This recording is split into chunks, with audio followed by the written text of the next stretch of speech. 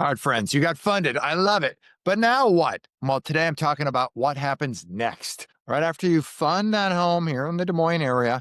So, how do you keep that project running smooth, fast, and how do you make sure it is profitable? So, day of closing, money moves. So should you. You got to rewalk that property, reconfirm that scope of work. Occasionally, you're going to walk a thing twice, walk it a third time. You're going to see something that you just didn't see the first time or the second time. So you want to reconfirm everything. You want to make sure you firm up that timeline because speed protects that ARV.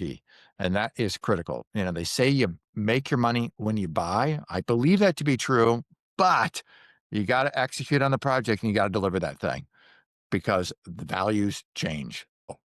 Also, you got to know, number two is understand how your rehab draws work. If you're borrowing money, you want to understand how draws work. You want to make sure those things move timely because you don't want to get caught up the day you need money to figure out you thought the draw process was one way and your lender thinks it's another way. Understand that how it works. For what we do here, it's super simple. Pictures, scope of work. Occasionally, we walk that property on draws. It depends what you're drawing for. Sometimes it's exterior siding. It's easy to get pictures. Sometimes it's a whole bunch of things on the inside. We got to walk it. So understand what that looks like. And the way we process draws is 48 hours, money in your account. So pretty darn simple.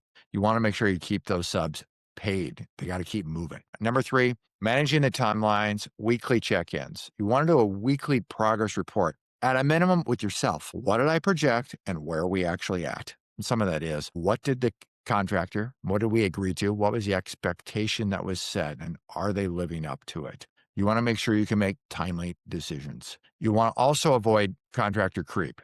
Their scope of work can oftentimes creep out. And that means their bills creep out. Run that time frame and that project as you set out, your intent from the beginning of the project.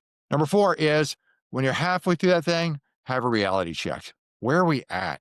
Are we on track? Where do I think I am? And where do we project it? Where's it actually today? Forecast that exit strategy. Values, like I said, they change in the environment. As soon as the comp sells down the street for higher or lower than you wish it would, it's changing the value of your property. So you want to understand what is taking place.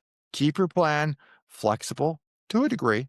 You want to understand what's taking place in the environment so you know how to strike and ultimately be profitable. Last step, the pre-listing phase. Ultimately, it's doing a final walkthrough, creating that punch list, completing the punch list. Make sure you get that deep clean done. Professional photos, I would argue you got to professionally stage it and then have professional photos. You want to make sure you position that thing for maximum value.